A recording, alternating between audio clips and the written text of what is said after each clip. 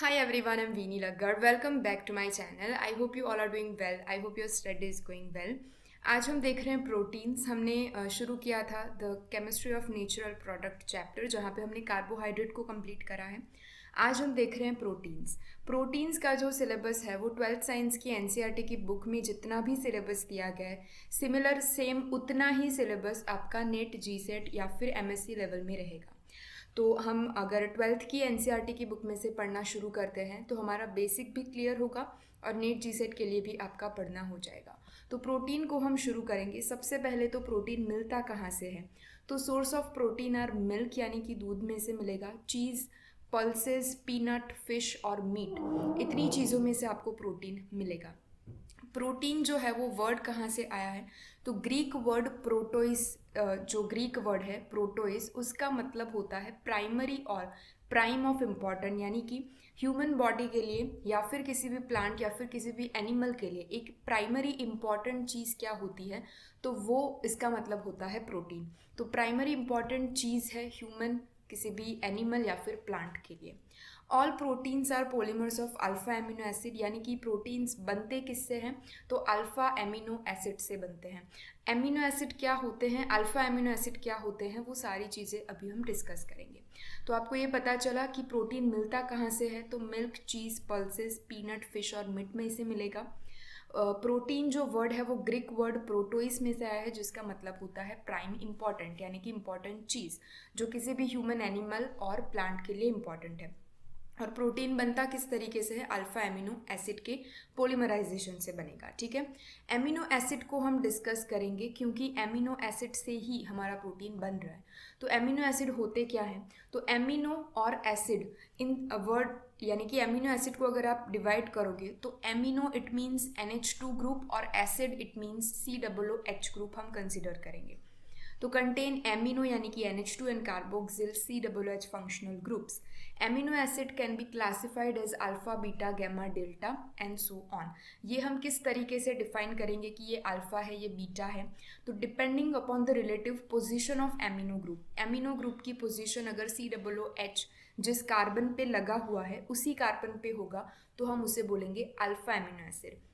अगर amino group ऐसे carbon atom के साथ जुड़ा है जो COOH के बाजू वाले कार्बन पे, यानी कि नेक्स्ट कार्बन पे है, तो उसे हम बीटा बोलेंगे. अगर COOH के 2 कार्बन छोड़ के NH2 ग्रुप लगा है तो उसे हम बोलेंगे गैमा, और उसके बाद हम बोलेंगे उसको delta.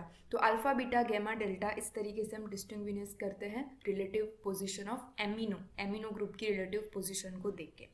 Only alpha amino acid are obtain on hydrolysis of protein, यानी कि प्रोटीन का अगर हम हाइड्रोलिसिस करेंगे तो हमें सिर्फ अल्फा एमिनो एसिड मिलेगा. जैसे कि हमने कार्बोहाइड्रेट का हाइड्रोलिसिस करा था तो हमें क्या मिला था? पॉलीहाइड्रोक्सी अल्डिहाइड या फिर पॉलीहाइड्रोक्सी कीटोन मिला था. वैसे ही अगर हम प्रोटीन का हाइड्रोलिसिस करेंगे इन प्रेजेंस ऑफ HCl तो हमें मिलेगा अल्फा एमिनो एसिड, सिर्फ अल्फा एमिनो एसिड मिलेगा. ग्लाइसिन इज सो नेम्ड, उसका जो नाम है वो हम ट्राइबल नेम के, यानी कि जो कॉमन नेम है वो यूज़ होता है. For example, glycine is so named since it was sweet in taste, यानी कि ग्लाइसिन जो एमिनो एसिड है, एक एमिनो एसिड है जिसका नाम है glycine. Glycine is so named since it has sweet taste, यानी कि उसका जो टेस्ट है वो स्वीट है. और ग्रीक में ग्लाइकोज मीन्स स्वीट होता है, यानी कि ग्रीक वर्ड ग्लाइकोज का मीनिंग होता है स्वीट, और ग्रीक वर्ड पे से आपने इस एमिनो एसिड का नाम रखा है ग्लाइसिन. ठीक है.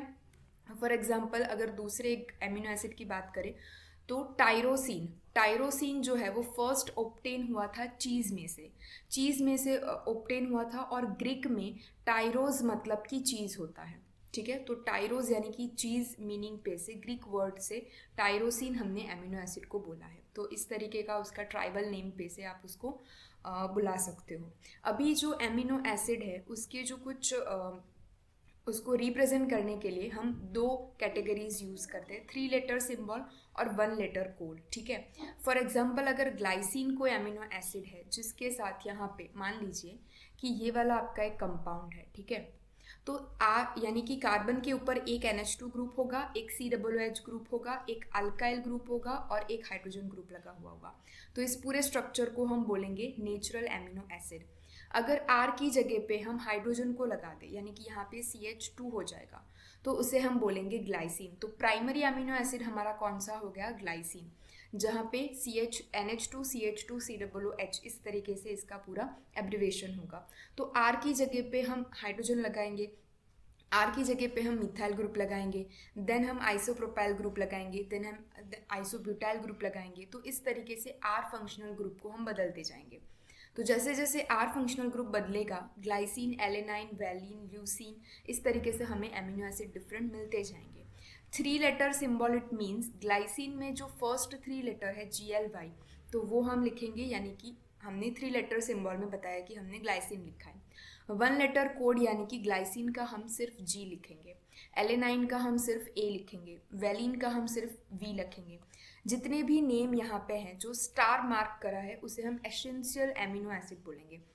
What is essential amino acid and what is non essential amino acid, वो भी हम लेटर डिस्कस कर रहे होंगे।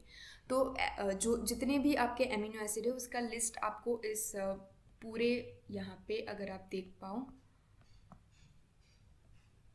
पूरे टेबल में आपको यहाँ पे लिख के दिखा है, ठीक है। आपको इसे कोई रट्टा मारने की और ये सब ज़रूरत नहीं है, सिर्फ आप एक एक बार इस नाम को दोहरा के बोल सकते हैं, ठीक है। तो ये आप स्ट्रक्चर देख सकते हो कि आर की जगह पे कौन सा फंक्शनल ग्रुप लगेगा। तो ये सारे एमिनो एसिड जो है वो हमारे पास लिस्टेड है।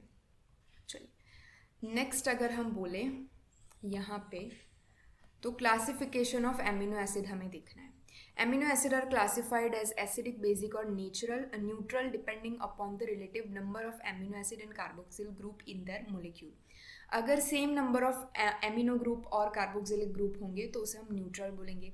अगर एमिनो ग्रुप ज़्यादा हुए तो हम उसे बेसिक बोलेंगे, यानी कि यहाँ पे देखिए इक्वल नंबर को हमने मार्क किया neutral amino acid. More number of amino acid than carboxylic group makes it basic, क्योंकि एमीन यानी कि NH2 की जो नेचर है वो बेसिक नेचर है और COOH का नेचर एसिडिक नेचर है। तो अगर ज़्यादा एमिनो ग्रुप है यानी कि ज़्यादा आपके पास क्या है, बेसिक कैरेक्टर है, तो वो पूरा जो एमिनो एसिड होगा वो आपका बेसिक एमिनो एसिड होगा। अगर COOH की जो नंबर है वो ज़्यादा होंगे तो वो आपका एमिनो एसिड पूरा हो जाएगा एसिडिक एमिनो एसिड, ठीक है। Synthesise in the body are known as non essential amino acid. हमने जो ऊपर डिस्कस करा कि नॉन एसेंशियल एमिनो एसिड हम किसे बोलेंगे, जो सिंथेसाइज होते हैं बॉडी में। हमारी बॉडी में जो ऑलरेडी सिंथेसाइज हो रहे हैं उसकी हमें ज़रूरत नहीं है कि बाहर से हम सप्लीमेंट ले, ठीक है, क्योंकि वो ऑलरेडी बॉडी के अंदर सिंथेसाइज हो रहे हैं। लेकिन ऐसे एमिनो एसिड जो बॉडी के अंदर सिंथेसाइज नहीं हो रहे लेकिन बॉडी के लिए इम्पॉर्टेंट है, ज़रूरी है, और हमें वो बाहर से सप्लीमेंट के थ्रू लेने पड़ रहे हैं, तो ऐसे एमिनो एसिड को हम बोलेंगे एसेंशियल एमिनो एसिड, ठीक है। और जितने भी एसेंशियल एमिनो एसिड है उसको हमने स्टार मार्क करके यहाँ पे लिखा है। तो ये चीज़ आप ध्यान रखिए कि बॉडी में जो बन रहे हैं उसकी हमें बाहर से नीड नहीं है, वो ऑलरेडी बन रहे हैं तो वो नॉन एसेंशियल एमिनो एसिड हो रहे हैं। और जो एमिनो एसिड बाहर से हमें लेने पड़ रहे हैं जो बॉडी में नहीं बन रहे उसे हम बोलेंगे एसेंशियल एमिनो एसिड, ठीक है। Amino acid are usually colourless होते हैं, क्रिस्टलाइन सॉलिड होते हैं, वाटर सॉल्यूबल और हाई मेल्टिंग पॉइंट उसका होता है। ज्विटर आयन का फॉर्मेशन यहाँ पे किसी भी एमिनो एसिड में देखने को मिलेगा। क्यों और किस तरीके से? अगर हाइड्रोजन यहाँ से निकल के इस NH2 के लोन पैर के साथ अट्रैक्ट होके NH3 बनाए, तो क्योंकि नाइट्रोजन की वैलेंसी ऑफकोर्स बढ़ रही है तो N के ऊपर पॉजिटिव चार्ज आ जाएगा और ऑक्सीजन के ऊपर नेगेटिव चार्ज आ जाएगा। तो एक ही कंपाउंड के अंदर पॉजिटिव और नेगेटिव दोनों चार्ज अगर प्रेजेंट हो तो उसे हम बोलेंगे ज्विटर आयन।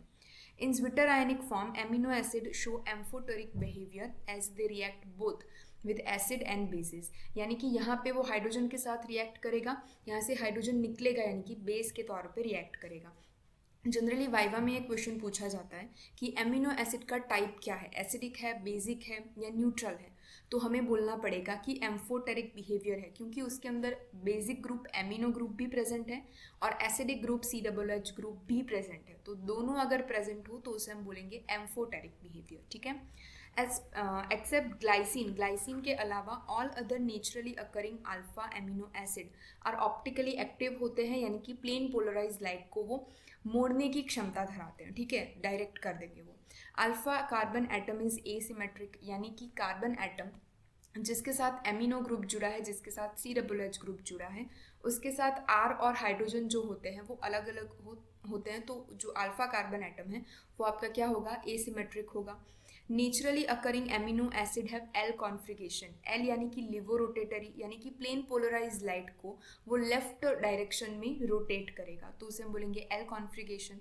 और क्योंकि वो एल कॉन्फिगरेशन में है तो writing the amino group on the left hand side, यानी कि जितने भी नेचुरल अकरिंग एमिनो एसिड होंगे उसका जब हम फॉर्मूला लिखेंगे तो हम NH2 ग्रुप को लेफ्ट हैंड साइड लिखेंगे और COOH ग्रुप को हम राइट हैंड साइड लिखेंगे। क्यों? क्योंकि एल कॉन्फिगरेशन में वो है। ठीक है, स्ट्रक्चर आप यहाँ पे देख सकते हो। एमिनो को हमने लेफ्ट हैंड साइड लिखा है और एसिडिक ग्रुप को हमने राइट हैंड साइड लिखा है। ठीक है, दो एमिनो एसिड जब मिक्स होते हैं तब वाटर मोलिक्यूल का एलिमिनेशन होता है। कहाँ से? यहाँ से OH ग्रुप और यहाँ से एक हाइड्रोजन, तो H2O निकलेगा। यहाँ से आपका आएगा NH और यहाँ से आपका आएगा CO, क्योंकि यहाँ से OH निकल गया। तो यहाँ से OH निकल गया, यहाँ से एक हाइड्रोजन निकल गया। I have to just remove first properly. यहाँ से पेप्टाइड को आपको समझना है, क्योंकि नेट के सिलेबस में पेप्टाइड जो है वो बहुत ही देखिए, एक एमिनो एसिड हमने इस तरीके से लिखा, दूसरा एमिनो एसिड हमने यहाँ पे इस तरीके से लिखा। एक एमिनो एसिड में COOH में से जो OH है वो एलिमिनेट होगा दूसरे एमिनो एसिड के एमिनो ग्रुप में से हाइड्रोजन के साथ। ठीक है, तो यहाँ से एक हाइड्रोजन गया, यहाँ से OH गया, यानी कि H2O मोलिक्यूल निकलेगा, यहाँ से CO बचेगा और यहाँ से NH बचेगा। तो ये पूरी लिंकेज बनेगी CONH लिंकेज। इस CONH लिंकेज को बोला जाता है पेप्टाइड लिंकेज। ठीक है, तो ये ग्लाइसिन एलेनाइन का कॉम्बिनेशन है। ये आपका ग्लाइसिन है क्योंकि NH2CH2COOH यानी कि कार्बन के ऊपर दो हाइड्रोजन का सब्सटीट्यूशन हुआ है। यहाँ पे हाइड्रोजन का सब्सटीट्यूशन एक CH3 के साथ हुआ है, तो उसे हम बोलेंगे एलेनाइन। तो यहाँ पे आपको 3 लेटर सिस्टम ग्लाइएला देखने को मिलेगा। ठीक है, तो ग्लाइसिन और एलेनाइन कंबाइन होके ग्लाइसाइल एलेनाइन जो कंपाउंड है उसका फॉर्मेशन करेंगे और इसे बोलेंगे पेप्टाइड। ठीक है, अगर नेक्स्ट तीसरा अगर हम एमिनो एसिड ले तो हमें डाइपेप्टाइड लिंकेज देखने को मिलेगी, एक ये वाली और एक दूसरे एमिनो एसिड के साथ यहाँ पे बनेगी, तो ये दो। अगर हम और एमिनो एसिड के कंपाउंड को ले तो हमें टेट्रापेप्टाइड, पेंटापेप्टाइड, हेक्सापेप्टाइड, इस तरीके की जो चेन है वो देखने को मिल सकती है। Proteins can be classified into 2 types of the on the basis of the molecular shape. अभी एमिनो एसिड क्या होते हैं, किस तरीके से पेप्टाइड बॉन्ड का फॉर्मेशन होता है, वो सब हमने देख लिया। अभी हम प्रोटीन की बात करें तो प्रोटीन का क्लासिफिकेशन 2 टाइप से हो सकता है। सबसे पहला तो फाइबरियस प्रोटीन। देखिए, when the polypeptide chains are run parallel and are held together by hydrogen and disulfide bond, यानी कि H2NS2। ठीक है, जो भी आपकी पोलीपेप्टाइड की चेन होगी, मान लीजिए कि एक CONH चेन ये है और एक CONH चेन ये है, तो ये दोनों साथ में चल रही है और इन दोनों के बीच में आपको H2 और S2 की जो लिंकेज है वो देखने को मिलेगी। तो इस तरीके का जब हमारा कंपाउंड बनेगा तो वो बनेगा फाइबरियस प्रोटीन। ठीक है, फाइबरियस प्रोटीन जो होते हैं वो इनसॉल्युबल होते हैं पानी में। Example are keratin, present in hair, हमारे बालों में केराटीन प्रेजेंट होता है, वुल में, सिल्क में प्रेजेंट होता है, मायोसिन यानी कि प्रेजेंट इन मसल्स में आपको मायोसिन देखने को मिलेगा और वो वाटर इनसॉल्युबल होते हैं। हाइड्रोजन एंड डाइसल्फाइड बॉन्ड को आप याद रखोगे। ग्लोबुलर प्रोटीन किसे बोलेंगे? Chain of polypeptide coiled around to give a spherical shape. Spherical shape जो है वो आप यहाँ पे देख सकते हो, इस तरीके का जो रेड कलर में आपको दिखा है। तो स्फेरिकल यानी कि जो डाइपेप्टाइड लिंकेज है, ये आप लिंकेज यहाँ पे देख सकते हो, वो इस तरीके से जुड़ी हुई है एक दूसरे के साथ। यहाँ पे देखिए, तो ये सारी क्या बनाएगी? एक हेलिक्स बनाएगी। ठीक है, एक स्फेरिकल शेप बनाएगी। जो क्या होता है, सॉल्यूबल इन वाटर, यानी कि ग्लोब्यूलर प्रोटीन्स जो होते हैं वो सॉल्यूबल होते हैं पानी में। Insulin and albumin are the common example of the globular protein. आपने देखा होगा कि इंसुलिन के जो होते हैं इंजेक्शन लोग लेते हैं कुछ बीमारियों में, तो insulin and albumin are the common example of globular proteins, तो ये इसके एग्जाम्पल होंगे। अभी जो है वो primary, secondary, tertiary and quaternary, each level being more complex than the previous one, यानी कि structure and shape of the protein can be studied by this different categories. यानी कि प्राइमरी स्ट्रक्चर ऑफ प्रोटीन कहाँ पे होगा? One और more polypeptide chain आपको देखने को मिलेगी, लेकिन एक सीधी चेन, इस तरीके से सीधी चेन देखने को मिलेगी। which is primary structure. Any change in this temperature, in this primary structure, the sequence of amino acid created a different protein. यानी कि अगर इस चेन में कोई भी डिफरेंस आया यानी कि चेंज आया, तो प्राइमरी में से वो बदल के सेकेंडरी हो जाएगा. ठीक है. सेकेंडरी स्ट्रक्चर ऑफ प्रोटीन में क्या होगा, a long polypeptide chain can exist. Alpha helix यानी कि आपको इस तरीके का अल्फा हेलिक्स और बीटा प्लेटेड शीट देखने को मिलेगी सेकेंडरी स्ट्रक्चर ऑफ प्रोटीन में. This structure arises due to the regular folding of the backbone of the polypeptide chain due to hydrogen bonding between CO and NH group of the peptide bond. यानी कि यहाँ पे आप CO और ये वाला NH, तो NH का जो हाइड्रोजन है वो CO के ऑक्सीजन के साथ हाइड्रोजन बॉन्डिंग से जुड़ा हुआ है. हेलिक्स के तौर पे जो आपको मिलेगा वो आपका अल्फा स्ट्रक्चर होगा और एक बीटा प्लेटेड शीट स्ट्रक्चर यानी कि इस तरीके की एक शीट आपको देखने को मिलेगी जिसे बोलेंगे बीटा प्लेटेड स्ट्रक्चर. वहाँ पे भी आपको, यहाँ पे आप हाइड्रोजन बॉन्ड को देख सकते हो H और ऑक्सीजन के साथ. यहाँ पे आप हाइड्रोजन और ऑक्सीजन को देख सकते हो. ठीक है. इंटरमोलिकुलर हाइड्रोजन बॉन्ड होते हैं बीटा प्लेटेड स्ट्रक्चर के अंदर, यानी कि एक ही स्ट्रक्चर में आपको अंदर अंदर हाइड्रोजन बॉन्ड देखने को मिलेंगे, यानी कि इंटरमोलिकुलर हाइड्रोजन बॉन्ड देखने को मिलेंगे. टर्शरी स्ट्रक्चर ऑफ प्रोटीन किसे बोलेंगे, further folding of the secondary structure. यानी कि ये जो सेकेंडरी स्ट्रक्चर आप देख रहे हो बीटा प्लेटेड और अल्फा हेलिक्स, तो उसका फर्दर अगर फोल्डिंग आप करो तो टर्शरी स्ट्रक्चर मिलेगा आपको. ठीक है. It give rise to two major molecular shape, for example fibrous and globulin. Again वो दो फाइबरियस और ग्लोब्यूलन मिलेगा. यानी कि मान लीजिए कि ये वाली जो हेलिक्स है वो पैरेलल चलेगी तो फाइबरियस मिलेगा. अगर वो हेलिक्स के तौर पे वापस से फोल्ड हुई तो वो आपको ग्लोब्यूलर मिलेगा.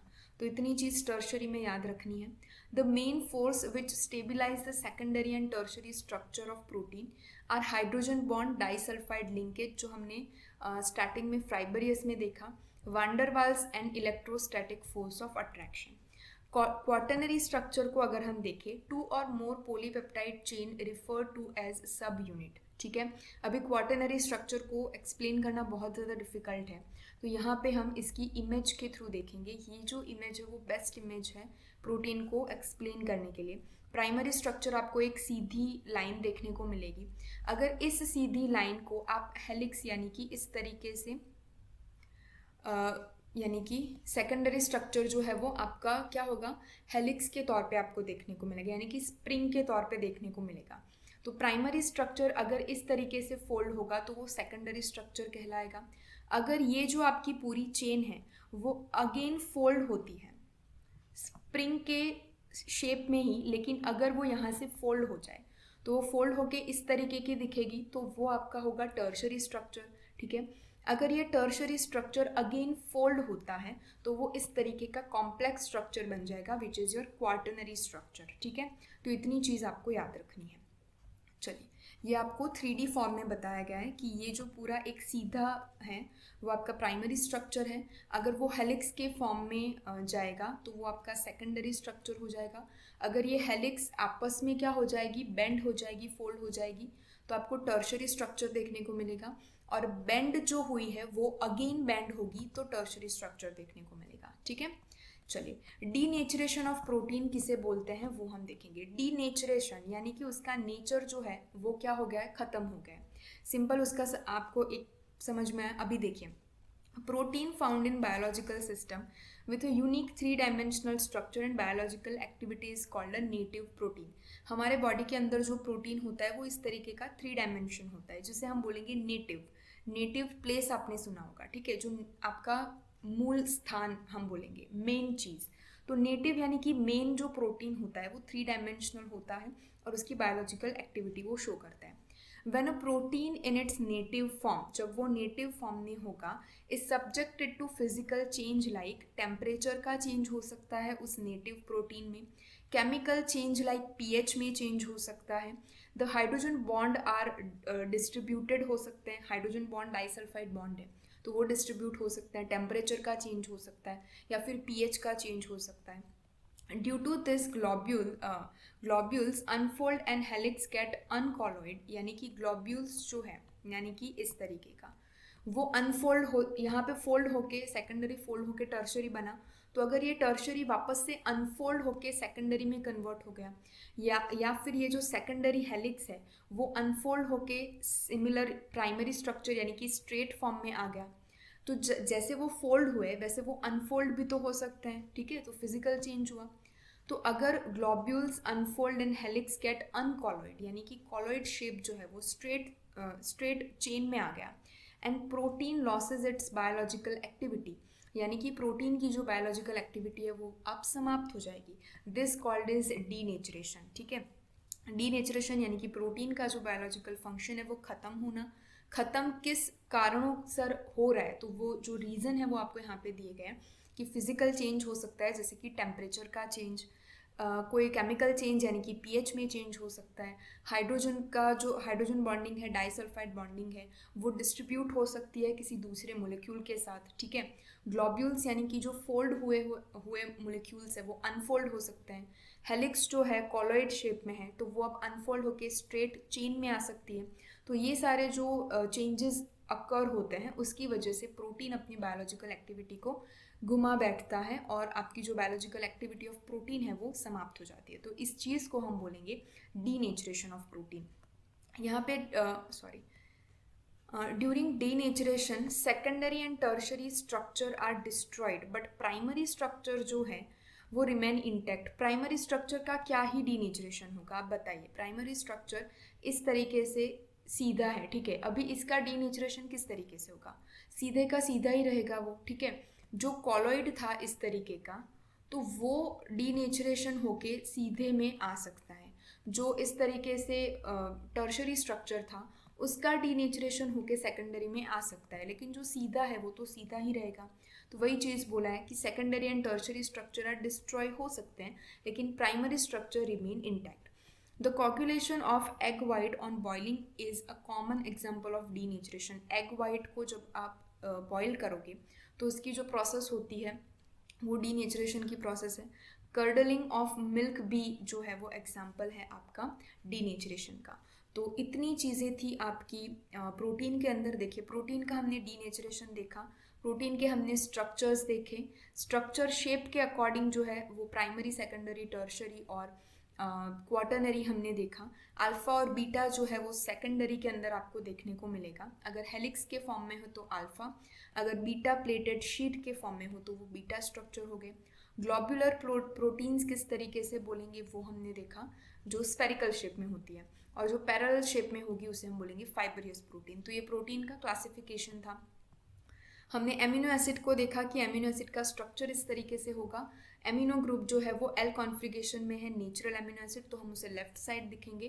पेप्टाइड बॉन्ड का फॉर्मेशन होगा, for example CONH due to loss of H2O molecule, ठीक है। ज्विटराइन जो है एम्फोटोरिक बिहेवियर है, एमिनो एसिड जनरली कैरी करते हैं, तो वो हमने देखा। क्लासिफिकेशन ऑफ एमिनो एसिड में essential and non essential amino acid को हमने डिस्कस करा। ये सारे एमिनो एसिड जो है वो आप एक बार गो थ्रू कर लीजिएगा, उसे रट्टा मारने की ज़रूरत नहीं है क्योंकि पर्टिकुलर नाम देख के इतने सारे एमिनो एसिड है उसमें से आपको कोई पूछेगा नहीं, ठीक है। Glycine is so named, glycine का और टायरोसिन का नाम ग्रीक वर्ड में से किस तरीके से है वो देख सकते हो आप। एमिनो एसिड के बारे में जनरल इन्फॉर्मेशन थी, और एमिनो एसिड का अगर आप पोलीमराइजेशन करोगे तो प्रोटीन बनेगा, ठीक है। इतनी चीज़ें थी आपकी प्रोटीन में। यही सारा पूरा सिलेबस रिपीट हो रहा है नेट में और जीसेट में। नेक्स्ट वीडियो लेक्चर के अंदर हम डिस्कस करेंगे कि प्रोटीन पोर्शन में से MCQ जो है वो किस तरीके से पूछे जाते हैं। सो इस चीज़ को आप रिवाइज करिएगा एंड नेक्स्ट वीडियो लेक्चर में मिलेंगे। Till then stay happy, stay positive.